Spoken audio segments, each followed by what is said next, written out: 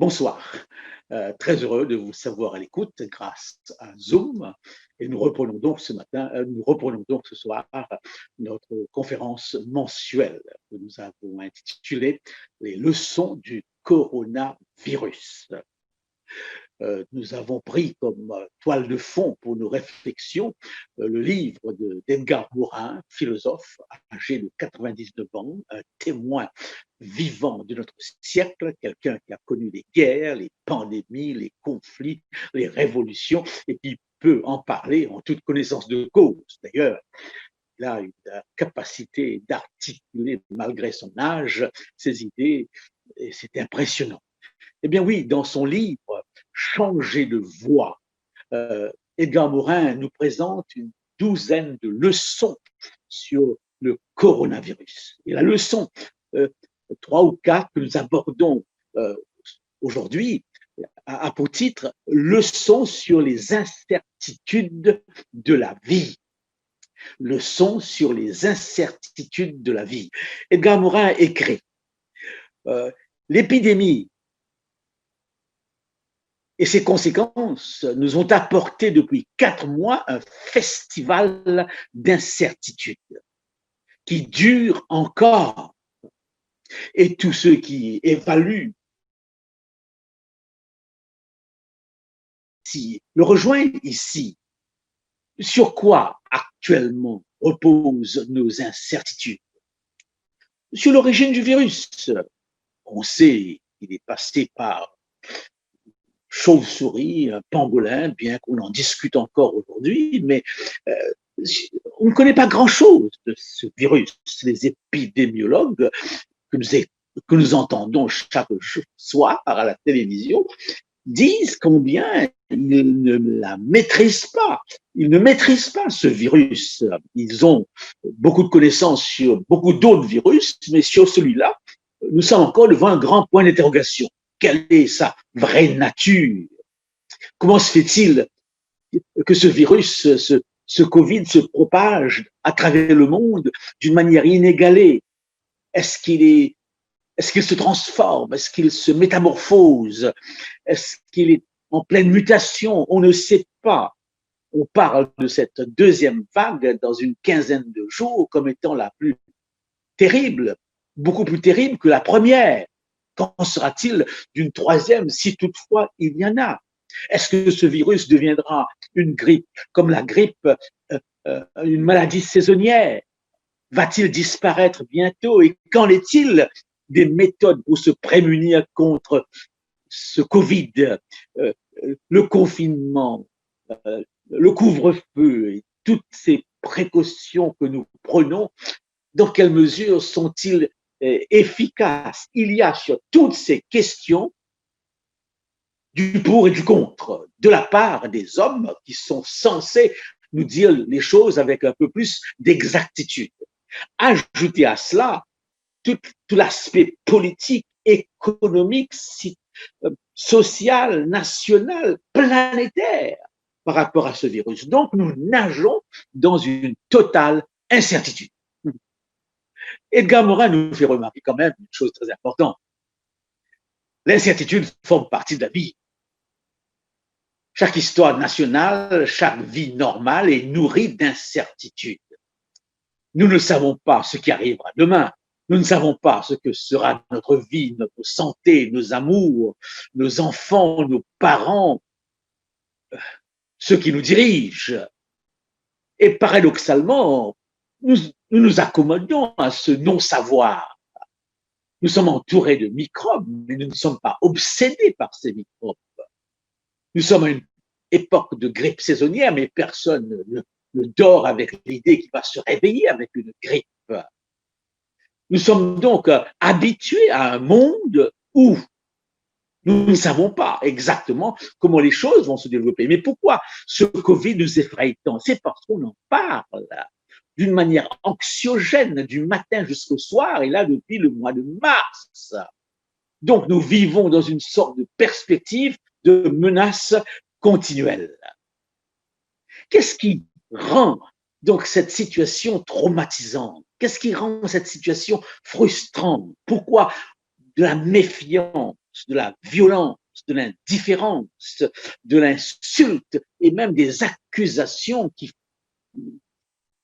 viennent de partout. Tout simplement parce que on s'attend à ce que les scientifiques, ceux qui savent, nous disent la vérité. Et là, il y a une pénurie de la vérité. Nous vivons une époque de contradiction à un niveau extrêmement élevé. Et c'est ainsi que la situation devient frustrante parce que on ne sait pas. On ne sait pas. Je pense à un incident de la vie du Christ. À ce moment, beaucoup de disciples s'en allaient, l'abandonnaient, parce qu'il ne correspondait plus à l'image que ces gens se faisaient. C'est toujours ainsi, n'est-ce pas? Et le Christ qui dit à ses disciples, ne voulez pas vous aussi vous en aller? Et alors Pierre répond, à qui irions-nous? Tu as les paroles de la vie. À qui irions-nous? À qui irions-nous pour avoir une certitude aujourd'hui sur le Covid, particulièrement parce que c'est ce qui nous préoccupe. Je pense à une chanson qui nous vient de l'époque des hippies. Ceux de mon âge se souviennent de ces jeunes gens d'Amérique, d'Europe, avec leurs chemises à fleurs, bariolées, leurs jeans troués, et fuyaient eh bien, la vie d'abondance de leur pays. Ils en avaient marre de cette vie matérialiste de consommation. Alors, ils cherchaient de la drogue à Katmandou, au Népal et même dans ma petite île Maurice, c'est bien une vie beaucoup plus conforme à leurs désirs, plus calme, plus sereine. Et ils pensaient que la drogue leur apporterait cette vie. Eh bien, une chanson de l'époque, donc de 1960, dit ceci: à travers les méandres de l'esprit, nous errons et trébuchons, nous pataugeons dans le labyrinthe des nuits sans étoiles et des journées sans soleil, espérant découvrir un indice, trouver le chemin qui conduit à la vérité. Mais qui répondra? Si l'âme est plongée dans les ténèbres, par une crainte qu'elle ne peut nommer, si l'esprit est déconcerté quand les règles du jeu ne sont pas appropriées, qui répondra? La chanson ne pose pas la question qui a la réponse, mais qui répondra? Qui répondra? On voudrait avoir une personne capable de dire les choses, et c'est ce qui nous manque actuellement. Eh bien oui, l'incertitude, le besoin de vérité. Quand je réfléchis à la question, eh bien j'arrive à la conclusion que le fondement de ce besoin, la motivation profonde de ce besoin de vérité est le besoin de croire. Oui, le besoin de croire. Durant la journée que nous vivons, nous employons le mot croire des centaines et des centaines de fois. L'être humain est un être appelé à croire. Croire est constitutif de sa personne. Il n'y a pas de croyants et de non-croyants, tout le monde croit. D'ailleurs, c'est ce que dit Julia Kristeva, psychiatre, psychiatre, que j'adhère, dit-elle, à une religion, que je sois agnostique, que je sois athée, je dis je crois, pour faire entendre ce que je tiens pour vrai. Si ce besoin de tenir pour vrai n'est pas satisfait, mes apprentissages, mes convictions, mes amours et actes, tout simplement, ne tiennent pas. Eh bien oui, si je me lève et que je ne peux pas, eh bien, me baser sur un certain nombre d'éléments qui constituent mes convictions, ma croyance, alors c'est le vide total, c'est le chaos. Pascal, le grand Pascal, va dans le même sens lorsqu'il dit l'esprit croit naturellement et la volonté aime naturellement, de sorte que, faute de vrais objets, il faut qu'il s'attache au faux. Donc, le besoin de croire et le besoin qui alimente notre désir de vérité. Ce besoin est si fort actuellement, j'essaie de me coller à l'actualité, que les fake news que les nouvelles sur les réseaux sociaux les plus tordues, les plus fausses, ont un succès inimaginable. Pourquoi, avec ce besoin de croire, sommes-nous frustrés, sommes-nous blessés? C'est parce que je crois qu'à la base de tout, l'être humain, comme cela est certifié par les études des sciences humaines, est un être relationnel. Il y a des vérités qui ne nous dérangent pas. Sont-elles vraies ou pas? Cela nous indiffère.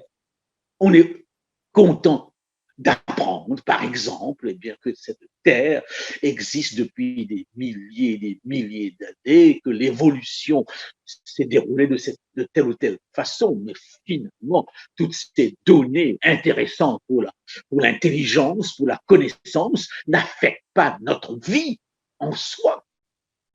Lorsqu'un homme de science nous dit que d'ici 1 million d'années, ce monde disparaîtra, qui est celui qui est affecté par une telle nouvelle? Il y a bien des choses qui appartiennent au domaine de la connaissance, mais qui n'ont pas d'impact dans nos vies.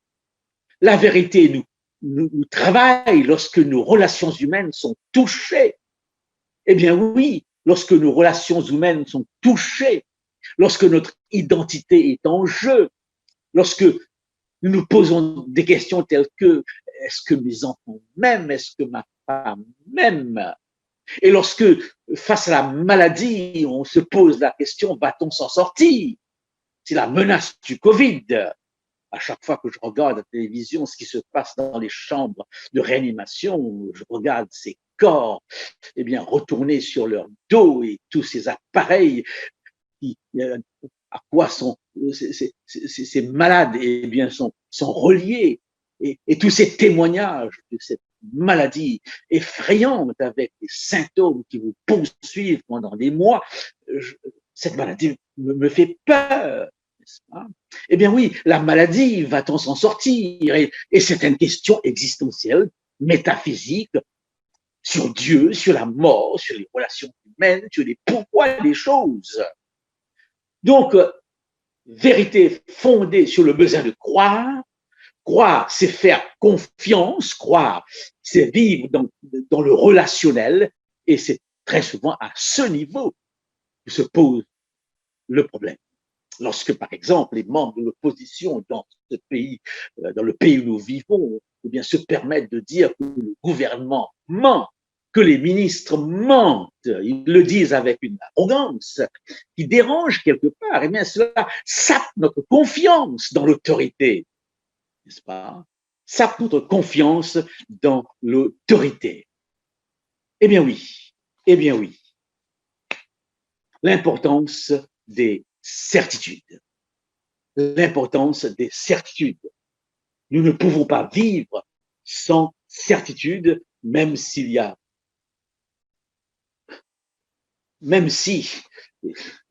bien des choses que nous ne pouvons pas prévoir. Le philosophe Chesterton, converti au christianisme, écrit ceci par rapport à notre société.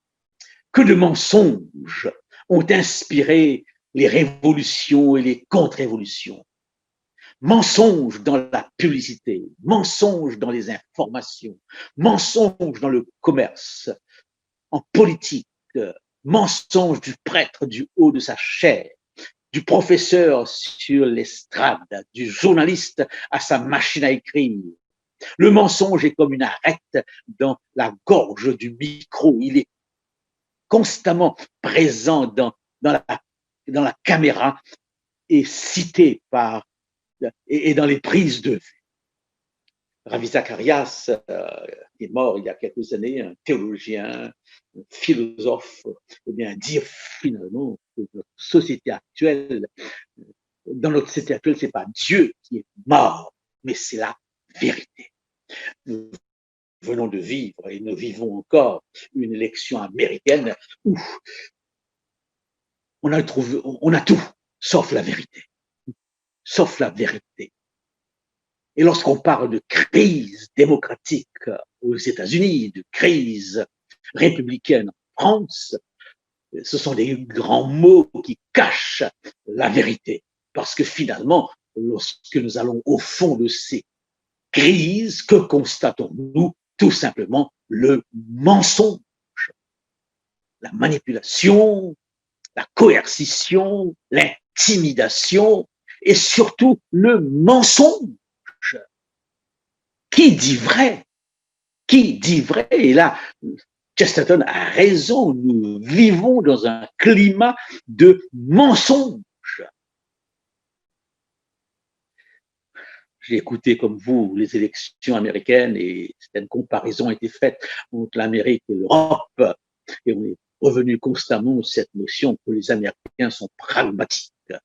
Ce qu'ils recherchent, c'est l'efficacité. En d'autres mots, que le président ment, qu'il soit immoral, qu'il soit, eh bien, un voyou presque. J'ai entendu ces expressions. Je sais que vous les communiquez.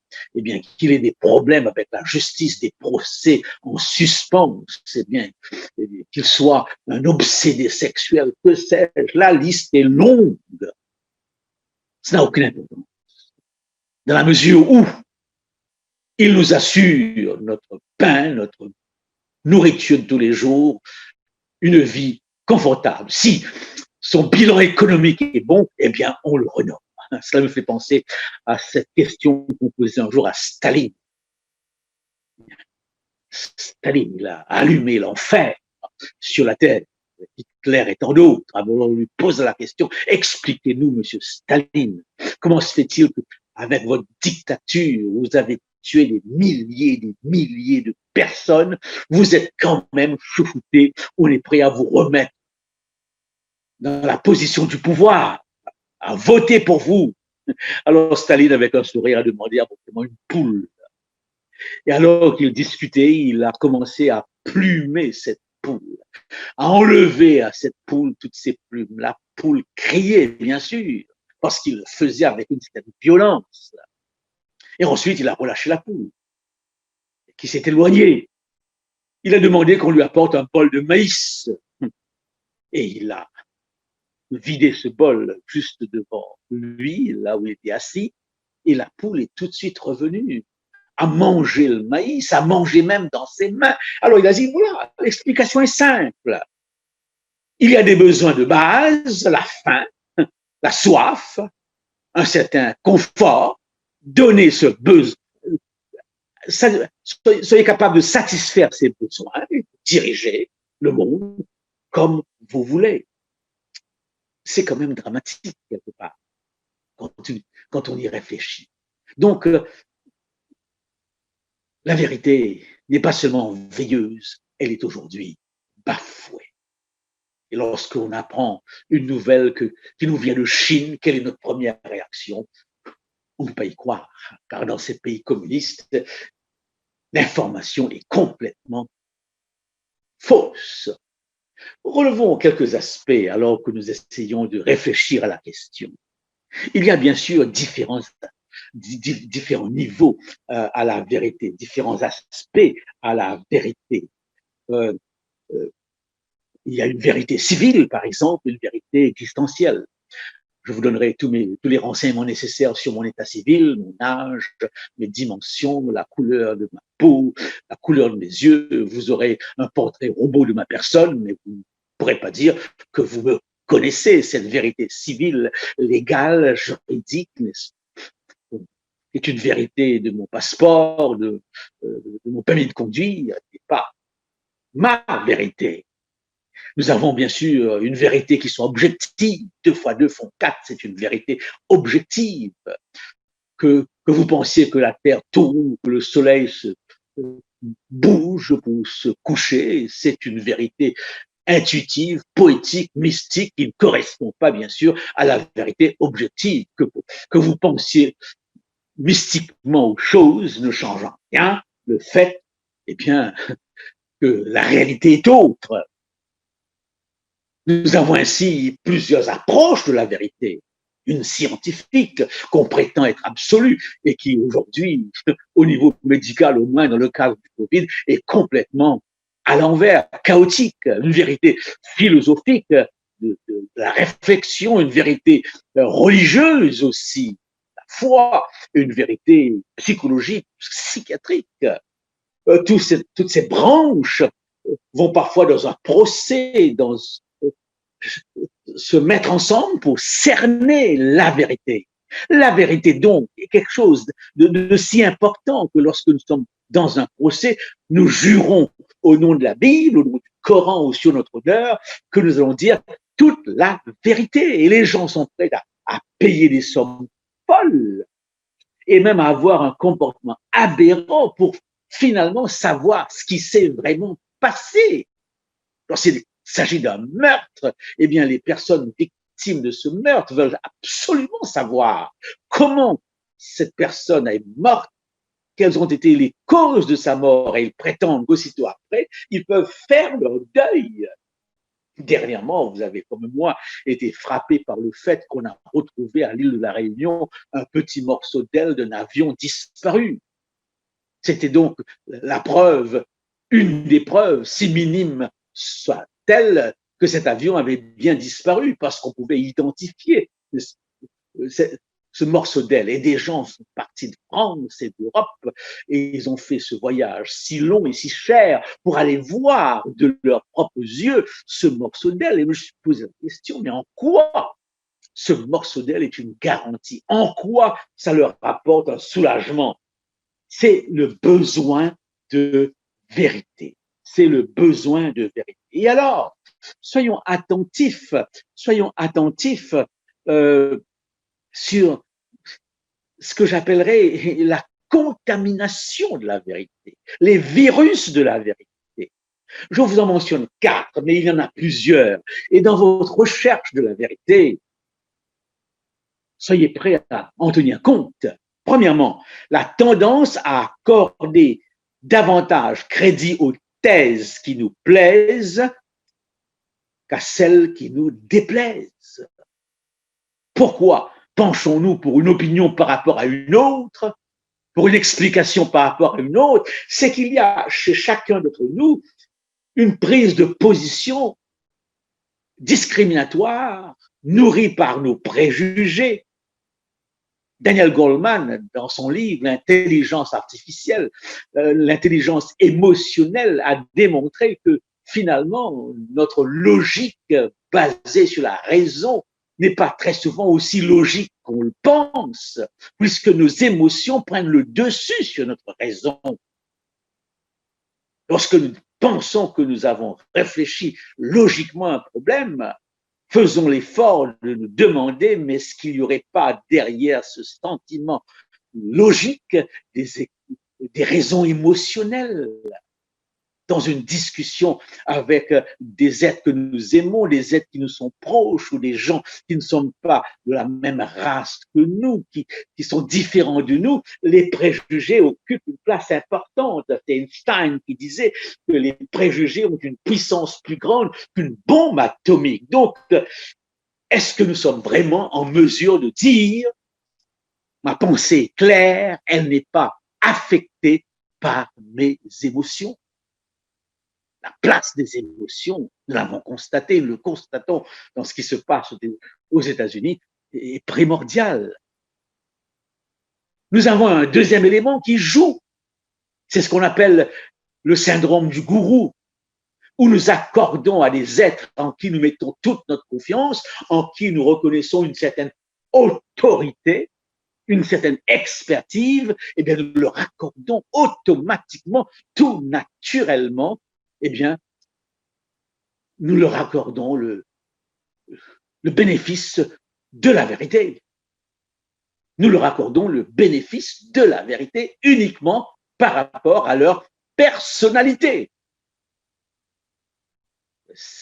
Lorsque les ministres disent certaines choses sur le Covid, ils ajoutent « je ne suis pas médecin », nous sommes portés à mettre en doute ce qu'ils disent. Et lorsque c'est les médecins qui parlent, eh bien, nous sommes portés à les écouter. Le problème, c'est qu'il y en a tellement dans cette question du Covid qui se sont contredits, malgré les évidences. Vous avez 4 médecins, je ne vais pas mentionner leur nom, eh bien, qui prétendent que les chambres de réanimation ne sont pas remplies et que ce Covid, eh bien, s'éteint. Donc, devant les sondages et devant les évidences, ces experts disent exactement le contraire. Et certains sont prêts à les écouter malgré les évidences. Vous avez aussi cette facilité que nous avons. Vous avez un petit dicton qui parle du cordonnier qui s'arrête toujours sur le rebord de la chaussure. Cette expression semble dire que nous parlons bien souvent de choses que nous ne connaissons pas, que nous ne maîtrisons pas. Écoutez la conversation des gens. Les gens parlent de tout et de tout. Heureusement, ils s'intéressent à tout. Science, les médias, politiques. Ils en parlent avec une autorité comme s'ils étaient des experts. Eh bien oui. Et finalement, en quatrième position, j'ajouterais qu'il y a ce que nous ressentons, notre intuition personnelle, elle n'est pas négligeable. Dans un procès, l'intime conviction est reconnue comme étant d'une valeur juridique. Chaque personne qui participe à un procès, chaque juré, doit finalement voter sur son intuition personnelle. Et il y a bien eu des situations où l'intuition personnelle a pris le dessus sur les évidences. On a pensé que telle ou telle personne, par exemple, était morte. C'est le cas actuellement de l'ami de M. Ligonier qui certifie, il a même écrit un livre, que cet homme qu'on recherche est toujours vivant alors qu'on l'a proclamé mort. Il a cette intuition fondée sur son amitié, sur sa connaissance de cet individu qui lui fait croire qu'il est toujours vivant. Alors, peut-on avoir quelques critères de certitude dans un monde d'incertitude? Nous avons un premier critère que nous apprenons déjà au collège, qui est le principe logique de non-contradiction. Un deuxième critère serait le principe de la cohérence logique. Un troisième critère, le principe de la justification empirique. Et finalement, le bien fondé expérimental. Et je vais, par des exemples, illustrer ces principes. Le principe de non-contradiction. Comme l'écrit Michel Onfray dans son livre La vengeance du pangolin, ce principe est à la base de toute rationalité. Selon ce principe, une chose ne peut être vraie et fausse à la fois. On ne peut être à la fois mort et vivant, grand et petit, gros et maigre, crétin et intelligent, blanc et noir, musulman et chrétien. La liste est longue. En effet, je ne peux pas vous dire ma voiture est blanche et dire à quelqu'un d'autre aussitôt après qu'elle est noire. Non, c'est soit cela ou soit cela. Même dans certains pays qui ont une approche analogique des choses, où on ne tranche pas d'une manière eh bien logique, moins plus, blanc noir, que sais-je, non, non, voyez-vous, on a une approche plus globale des choses. C'est le cas en Inde, semble-t-il, mais même là, avant de traverser la route, un Indien regarde à gauche ou à droite. Il ne mélange pas les choses. Eh bien oui, le principe de non-contradiction. Et là, je vous donne quelques exemples très simples. Quand une personne me dit « je crois à la résurrection et à la réincarnation », c'est tout à fait impossible. Ces deux concepts s'opposent. Il y a une contradiction. Et nous voyons dans le domaine de la religion, c'est le domaine où je me sens le plus à l'aise. Je peux ici vous donner des exemples, mais c'est le cas dans tous les autres domaines aussi. Lorsqu'un croyant pense que Dieu est amour, qu'il est juste, qu'il est une personne peine de compassion, et qu'en même temps, il croit qu'il y aura toujours quelque part dans un coin du ciel un enfer, un purgatoire où les gens brûlent et brûlent et brûlent et brûlent éternellement. Il y a là une incompatibilité. Aujourd'hui, l'Église qui croit toujours à au purgatoire et à l'enfer n'en parle pas tellement, parce que cette doctrine a fait tellement de mal et cherche une explication tellement abstraite que personne n'y comprend. Il y a un état de néant qui peut penser un état de néant, un état d'absence d'amour qui peut y penser. Est-ce que c'est une société vivante qui se trouve là en enfer ou au paradis? Donc, voyez-vous, cette contradiction est claire. Lorsqu'une église part du principe que sa base, c'est le Coran, que sa base, non, je ne parle pas d'une église, lorsque une religion part du principe que sa base est le Coran, que sa base est la Bible ou les Védas, et que ses croyances sont en contradiction avec le texte, eh bien, on peut se poser des questions. Et vous le retrouvez aujourd'hui dans les plus grandes branches chrétiennes, des enseignements qui n'ont rien à voir avec le texte biblique. Donc, cherchons s'il n'y a pas des contradictions dans, dans notre vision des choses, dans notre compréhension. Le deuxième principe, c'est celui de la cohérence logique. Ce qui veut dire que ce que je crois doit avoir, par rapport à ce que je ressens, un certain lien. Un certain lien. S'il n'y a pas de lien, alors cette croyance est quelque part futile. Nous devons quelque part, au fond de nous, ressentir, avant même de les investiguer, que cette croyance a une portée psychologique profonde dans ma vie, dans notre vie. Prenons un exemple. On discute beaucoup sur la mort avec le Covid. Le sujet de la mort est actuellement sensible, très sensible. Et la mort a toujours été un défi, un questionnement chez l'homme, parce qu'au fond de lui, il a nettement l'impression que la vie ne peut pas s'arrêter à la mort. On ne peut pas venir au monde et partir ainsi 2 jours après, que sais-je. Quel est le sens de tout cela? Donc, il y a au fond de nous un désir de vie qui va au-delà de la tombe. Nos processus de deuil, de tombeau, sont là comme des témoignages que nous voulons croire que cet être qui est parti existe encore quelque part dans notre mémoire, quelque part dans la nature, que sais-je. Donc, l'enseignement religieux sur la mort est fondé sur un ressenti que la mort est quelque chose, un intrus, qu'il doit y avoir une survie.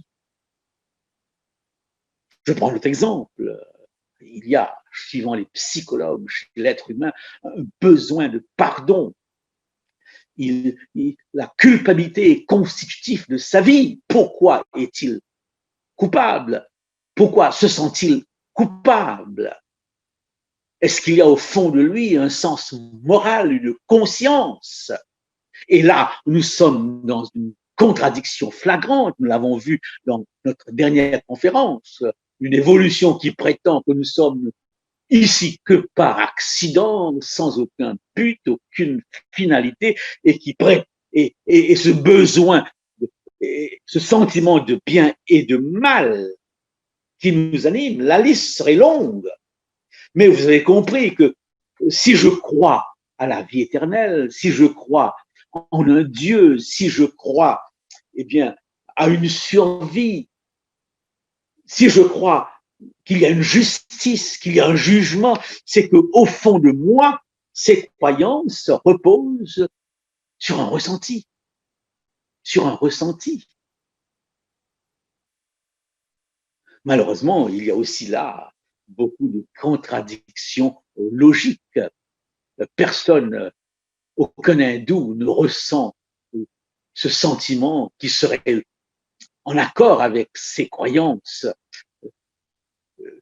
que sa vie est le reflet d'une autre vie. Il ne se pose même pas la question lorsqu'une femme hindoue regarde son enfant qui vient de naître. Elle ne se pose pas la question, mais si vraiment il est la réincarnation de quelqu'un d'autre, qui est donc ce quelqu'un d'autre? Cette contradiction est si flagrante qu'on ne s'interroge même pas. On ne s'interroge même pas. C'est tellement contradictoire par rapport à la doctrine de karma, par exemple, où l'individu paye les conséquences de fautes dont il ignore. Et s'il est appelé à vivre toujours dans le sentiment de ne pas savoir de quoi il paye.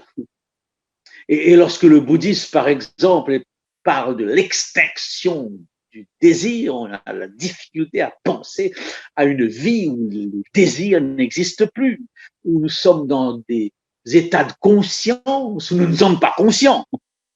Même le Dalai Lama a un profond désir au fond de son cœur, celui de la libération du Tibet. Incohérence. Justification empirique, troisième élément. Justification empirique. C'est-à-dire, est-ce que cette croyance trouve un écho non pas seulement en moi, mais dans la vie? Oui, dans la vie, dans la société où je vis. J'ai parlé du besoin de salut qui tourne vers Dieu. Mais si nous votons pour tel ou tel parti, c'est que nous avons quelque part, au niveau de la société, ce besoin de croire que tel ou tel parti sauvera le monde, fera de l'Amérique une Amérique grande, malgré tout le contraire que nous voyons. Donc, le besoin de croire à un monde meilleur, eh bien, se vérifie dans l'expérience humaine. Et un bien fondé expérimental, J'ai démontré avec cette phrase de Dostoïevski, Simone Weil et Pascal dans ma dernière conférence que dans les conditions d'une sécularisation totale dans ces pays de racines chrétiennes, il y a toujours chez l'homme un besoin de Dieu. Si ce besoin de Dieu ne s'oriente pas vers le religieux, il s'oriente vers autre chose. Oui, c'est Dostoïevski qui disait qu'il y a chez l'être humain un besoin d'infini, un besoin de grandeur. Et lorsque lui-même n'arrive pas à incarner ce besoin d'infini et de grandeur, il le projette sur quelqu'un d'autre. Et c'est ainsi que nous sommes environnés dans la religion laïque, je le dis sans jouer sur les mots, de multiples dieux, Dieu de l'écran, Dieu du sport, Dieu de la mode, Dieu du divan, Dieu politique. Nous sommes prêts à voir dans les autres des êtres devant lesquels nous nous prosternons littéralement. Nous en faisons des idoles. Eh bien voilà, ce ressenti est fondé sur l'expérience. Vatican II, dans son approche des religions, qui est une approche tout à fait ouverte, nous donne une liste de questions que nous devrions nous poser en tant que croyants, même en tant que non-croyants. Qu'est-ce que l'homme? Quel est le sens et le but de la vie? Qu'est-ce que le bien? Qu'est-ce que le mal? Pourquoi tant de mal? Pourquoi la souffrance? Comment parvenir au bonheur? Qu'est-ce que la mort? Qu'est-ce que le jugement? Qu'est-ce que la rétribution? Eh bien oui. Pourquoi suis-je là alors que j'aurais pu ne pas y être? Voilà certaines questions. Et maintenant, essayons de prendre le christianisme. Vous pouvez le faire pour l'islam, pour n'importe quelle tendance philosophique et religieuse. Essayons d'appliquer ces critères de vérité à la religion chrétienne et voir dans quelle mesure elle sort de l'ordinaire. Elle a certaines spécificités. Je dirais dans un premier temps que notre schéma de pensée est redevable à notre vision du monde. Chaque culture a une certaine vision du monde. C'est-à-dire, notre éducation, notre culture nous communique des éléments qui vont être importants dans notre façon de comprendre la vie. Dans certaines visions du monde, en Afrique, en Asie, une maladie est causée non pas par un microbe, mais par l'esprit des ancêtres non satisfaits, ou des esprits fâchés, des dieux en colère.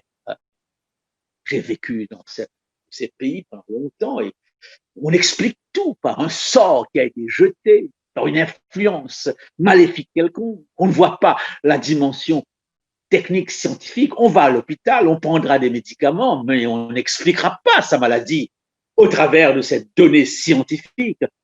En Occident, eh bien, on cherchera la cause au niveau scientifique. Donc, c'est ce que j'appelle la vision du monde.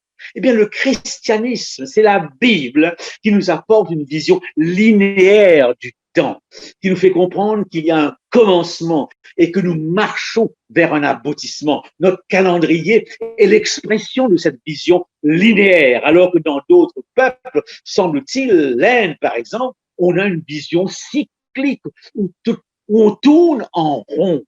Avec cette vision linéaire du temps, le christianisme a pu inculquer certaines notions. Une des notions qu'a inculqué le christianisme en Occident, c'est la notion de progrès. C'est la base de cette notion que le christianisme a été le berceau même de la science et de la connaissance et a fait de la culture occidentale la culture phare du progrès économique, scientifique, modèle. Eh bien, c'était important pour moi de souligner cela. Oui, deux éléments doivent nous préoccuper maintenant, sur lesquels on se posera des questions. J'ai parlé déjà eh bien, de la Bible, qui dans le récit de la Genèse nous donne ces directives et nous fait même comprendre cette notion de la personne qui est une notion enracinée dans le christianisme. Eh bien oui, est-ce qu'il y a une rationalité à croire à une révélation? Les trois grandes religions ont des livres. Je dirais qu'il ne faut pas que l'hindouisme, les bouddhistes aussi ont leurs livres. Et quand je dis que la Bible est inspirée, je veux dire tout simplement que la Bible a été donnée par Dieu. C'est Dieu qui a communiqué à l'homme sa volonté ou des choses que l'homme n'aurait pas pu comprendre et connaître par lui-même. Est-ce qu'il y a une rationalité derrière une telle conviction? Oui. Si je crois en un Dieu, principe, force, loi, la communication est impossible. La loi de la relativité n'écrit pas un livre. Et là, vous avez déjà les contradictions dans certaines religions qui parlent du principe que Dieu est un principe. Alors, s'il est un principe, il ne peut pas communiquer à qui que ce soit, quoi que ce soit. Mais si en tant que chrétien, je parle du principe que Dieu est une personne animée d'amour, de miséricorde, de compassion, que c'est un Père, j'arrive donc automatiquement, raisonnablement à la conviction qu'il doit me parler, qu'il doit se communiquer à moi. Donc cette phrase a tout son poids, croire en Dieu, que Dieu, c'est croire que Dieu peut se révéler. Et la Bible, dans le monde chrétien, se présente comme la révélation de Dieu. Mais je dois faire l'effort, puisqu'il se présente à moi comme un livre écrit, comme n'importe quel autre livre. Je dois faire l'effort de me poser au moins 4 questions. Dieu a-t-il parlé? Dieu a parlé. Cela est-il vrai? Cela est-il faux? Comment le savoir? Comment en être sûr? Eh bien oui, je dois donc passer la Bible au crible de l'approche critique. Et ça s'est fait, surtout en Occident. Il n'y a pas un livre religieux qui a été autant critiqué que le texte biblique. Les Védas ne sont pas critiqués. Dans l'islam, puisque le Coran est une dictée par Dieu, une dictée à Mahomet. Mahomet a été la plume de Dieu, un point, c'est tout. Si je crois vraiment que le Coran a été dicté, je ne l'interprète pas. Comment interpréter? vais-je interpréter une parole que Dieu a prononcée? Et là, bon, je laisse aux théologiens musulmans régler ce problème. On peut se demander actuellement où est le vrai islam par rapport au blasphème. Nous voyons des pays en grand nombre qui se révoltent contre cette idée de blasphème à la française. Eh bien, un islam des Lumières qui, elle, semble comprendre et une grande partie silencieuse. Il faut passer au crible de l'intelligence, de la critique, ce texte pour nous assurer qu'il est bien de Dieu. Lorsque Paul dit toute écriture est inspirée de Dieu, et lorsque Pierre dit que Dieu a, c'est par son esprit que Dieu a soufflé sa parole, eh bien, il faut qu'on soit sûr. Avons-nous des preuves? Avons-nous des démonstrations? C'est un sujet que nous avons déjà abordé, mais que chacun qui y croit s'interroge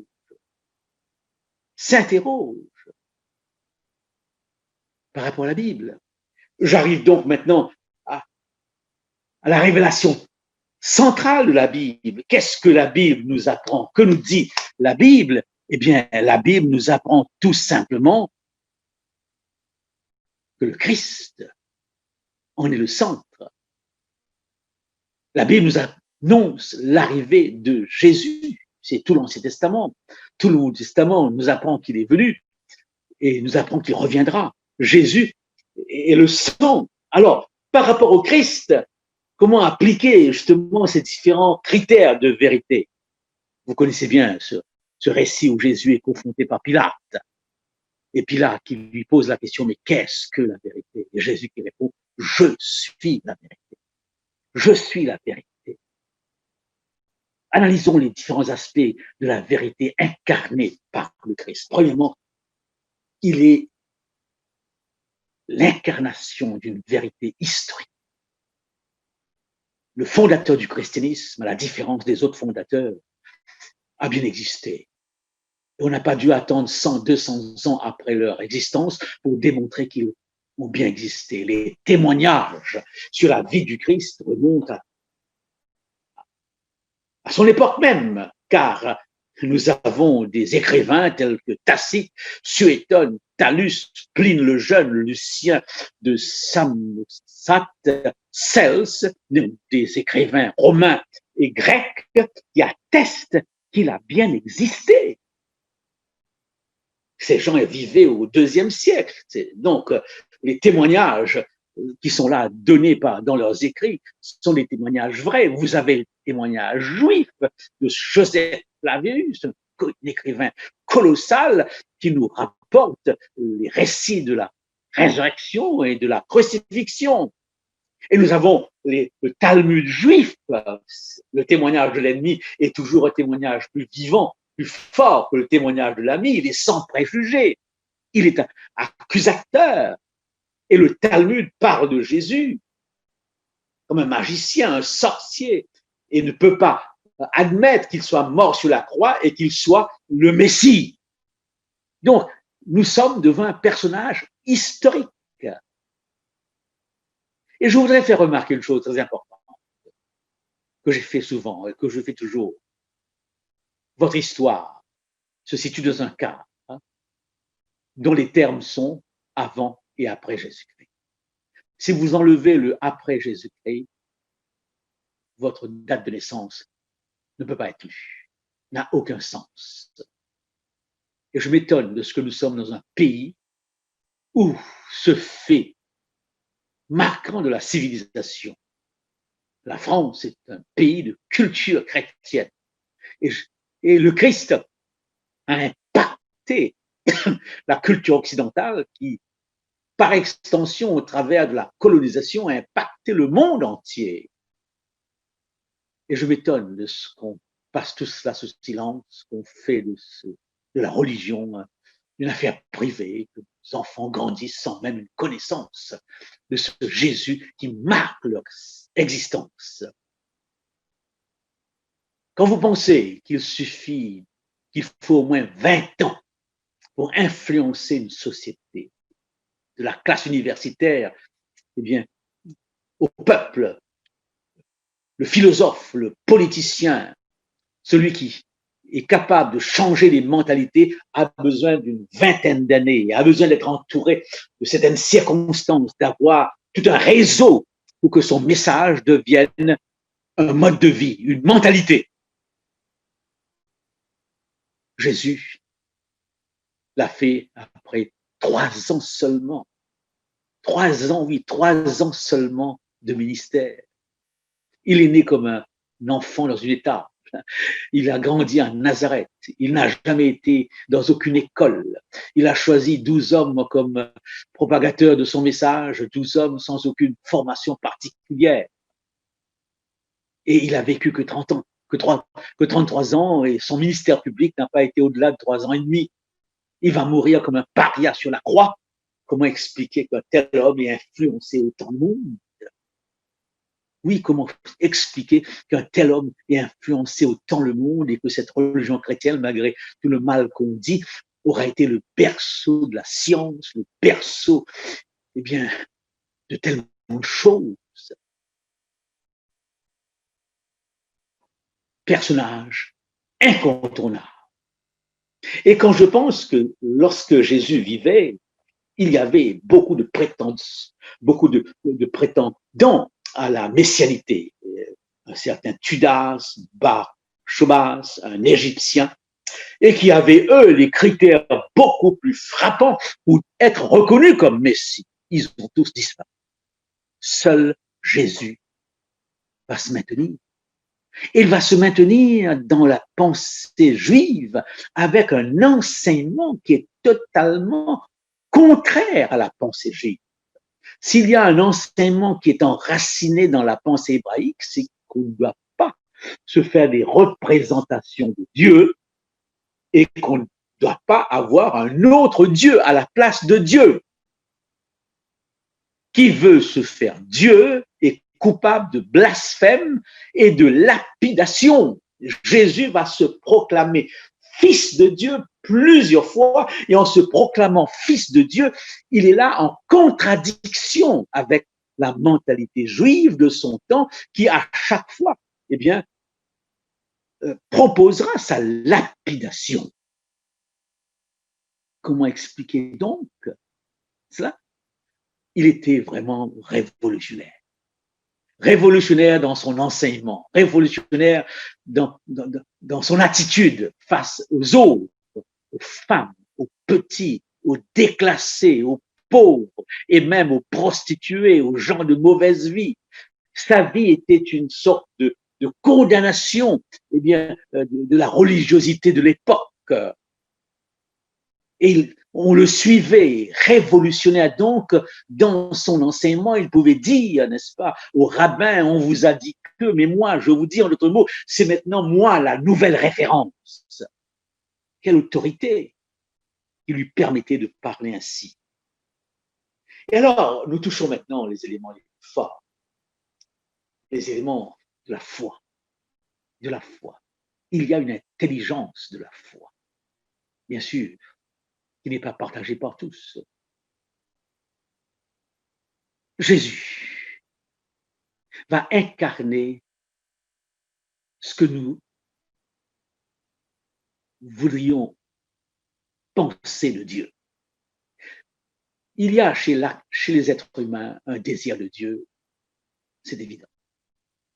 Il y a un désir d'un Dieu qui soit visible. D'ailleurs, s'il y a autant d'idoles, c'est qu'on veut un Dieu visible. Oui, désir de Dieu, désir d'un Dieu visible. Je dirais qu'il y a en troisième lieu le désir d'un Dieu qui soit non pas visible, mais qui nous ressemble quelque part. C'est Job, tourmenté par sa souffrance, qui disait à Dieu, as-tu des yeux? As-tu une bouche qui parle? As-tu des oreilles qui entendent? En d'autres mots, es-tu comme moi? Puis-je voir en toi des points communs qui me permettent d'entrer en relation avec toi? 4 éléments donc, désir de Dieu visible, désir d'un Dieu qui nous ressemble, et quatrièmement d'un Dieu proche, très proche. Jésus va incarner cela. Il est proche de nous physiquement, il est proche de nous émotionnellement, il est proche de nous socialement, il est proche de nous intellectuellement, il est proche de nous spirituellement. Lisez les évangiles et vous arriverez à ces conclusions. Il a faim, il a soif, il est fatigué. Et il y a bien des choses qu'il ne maîtrise pas. Oui, il est proche de nous, mais proche de nous, mais tout en étant différent de nous. C'est l'aspect de sa divinité. Sa naissance est unique, sa conception est unique, ses revendications sont uniques, sa mort est unique, sa résurrection est unique. Il est Dieu parmi les hommes. Pas facile à comprendre cela.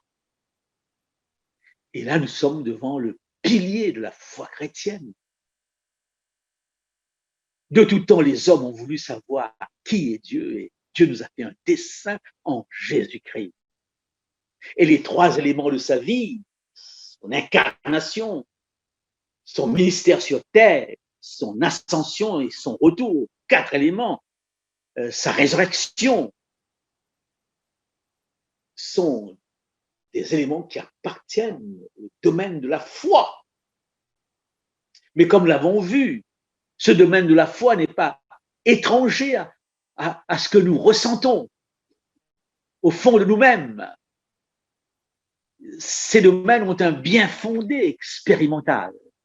Nous sommes toujours émerveillés lorsque quelqu'un sauve in extremis quelqu'un d'autre. Le président du pays est disposé à lui conférer une citoyenneté si toutefois il ne l'a pas. Donc nous sommes sensibles à un salut par quelqu'un d'autre. Ce n'est pas une idée étrange à notre vie. Non. Et nous voudrions tous avoir un homme idéal, un homme qui correspond à la justice, à l'amour, à la compassion. Si nous critiquons autant ceux qui nous dirigent, c'est que nous sommes animés par l'envie d'avoir quelqu'un qui soit vrai. Et ainsi, le Christ se présente comme un homme, le seul qui aurait été vrai dans sa vie. Celui qui m'a vu a vu le Père, qui me convaincra de péché. Donc, d'où son caractère distinctif. Et bien sûr, comme je vous l'ai dit, nous sommes là dans un domaine de la foi. On peut croire comme on peut ne pas croire. Et je terminerai mes réflexions en faisant allusion à ce récit que nous trouvons dans Matthieu au chapitre 16. Nous lisons le verset 13. Eh bien, il est dit, Jésus étant arrivé dans le territoire de Césarée de Philippe, demanda à ses disciples, qui suis-je au dire des hommes, moi le Fils de l'homme? Ils répondirent, les uns disent que tu es Jean-Baptiste, les autres Élie, les autres Jérémie ou l'un des prophètes. Et vous, leur dit-il, qui dites-vous que je suis? Simon-Pierre répondit, tu es le Fils du Dieu vivant. Jésus est dans la Césarée de Philippe, une contrée païenne. Et là, il met ses disciples au pied du mur. Qui dit-on que je suis? C'est-à-dire, quelle est la pensée des autres à mon sujet? C'est important. Qui dit-on que je suis? Et les disciples ont donné des réponses qui démontraient qu'ils ne le savaient pas. Toutes leurs réponses sont des réponses juives, alors que le Christ leur pose ces questions dans une contrée païenne. Donc, cela sous-entend que disent les païens, les Romains à mon sujet. Ensuite, le Christ leur pose une question plus directe. Et vous, oui, qui dites-vous que je suis? Appliquez cette question à tout. Vous êtes un athée. Pourquoi êtes-vous athée? Est-ce que vous pouvez soutenir jusqu'au bout votre athéisme? Je vous pose une question toute simple. Est-ce que vous pouvez penser à votre athéisme sans vous référer à Dieu? Vous voulez démontrer que Dieu n'existe pas, mais votre athéisme est nourri d'arguments venant de Dieu. Si vous enlevez Dieu de votre athéisme, vous n'avez plus rien à dire. Est-ce que vous pouvez aller jusqu'au bout de votre athéisme? Vous êtes musulman. Est-ce que vous pouvez aller jusqu'au bout des vérités de l'islam? Est-ce que vous avez fait l'effort de savoir si ce livre est bien inspiré? si Mahomet était bien un prophète, si dans ce livre, il n'y a pas de contradiction, que sais-je, vous êtes hindou, vous prétendez que les Védas ont été donnés par Brahman, par la divinité, mais de cette divinité, vous n'en savez rien, vous ne pouvez même pas le décrire. Comment est-ce que vous êtes posé la question, mais comment, comment croire, comment dire que ces rishis, ces hommes du temps de cette époque ont reçu une parole de Dieu.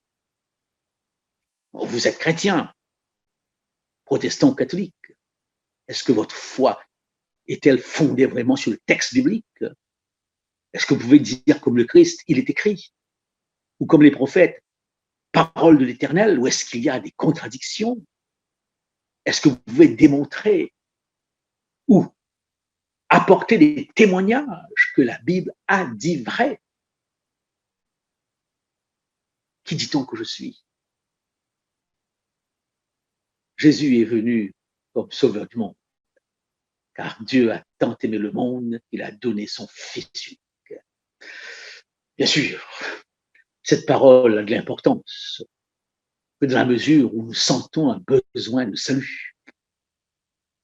Vous ne parlez pas de médicaments à quelqu'un qui est en bonne santé, il n'écouterait pas. Il n'écouterait pas. S'il est malade, alors il serait attentif à tout ce qu'on pourrait dire sur sa maladie, parce qu'il soupire après la guérison. Eh bien oui, sentez-vous le besoin d'un salut, d'un Dieu qui vous aime et qui est prêt à faire de votre vie une vie pleine d'épanouissement, une vie avec un projet, une direction, un dessein. Qui dis-tu de Jésus-Christ? Il est au cœur de ton histoire, il est au bout de ta fiche d'état civil, tu ne peux pas t'en défaire. Qui dis-tu de lui? Nous sommes à une époque où nous pouvons savoir beaucoup de choses à ce sujet. Je sais en qui j'ai cru, disait l'apôtre Paul. Je sais en qui j'ai cru, disait l'apôtre Paul. Dans un laboratoire, eh bien, un pharmacien disait à son apprenti qui avait analysé une substance plusieurs fois et qui revenait constamment en disant Monsieur, je pense que, il me semble que, eh bien, cet homme agacé avait dit à son jeune apprenti, dans un laboratoire, il est question de vie et de mort, tu dois savoir. Il faut être sûr. Nous ne pouvons pas être totalement sûrs de tout. Nous l'avons vu. Nous sommes dans un festival d'incertitude, nous dit Edgar Morin.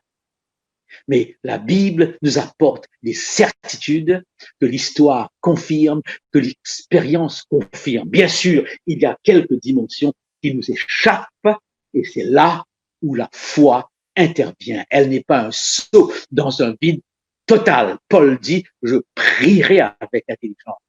Paul dit, soyez transformés par le renouvellement de votre intelligence. Il y a une intelligence des choses de Dieu. Qui dis-tu de Jésus? Il t'apporte une certitude. C'est à toi de l'accepter ou de le refuser. Que Dieu vous bénisse.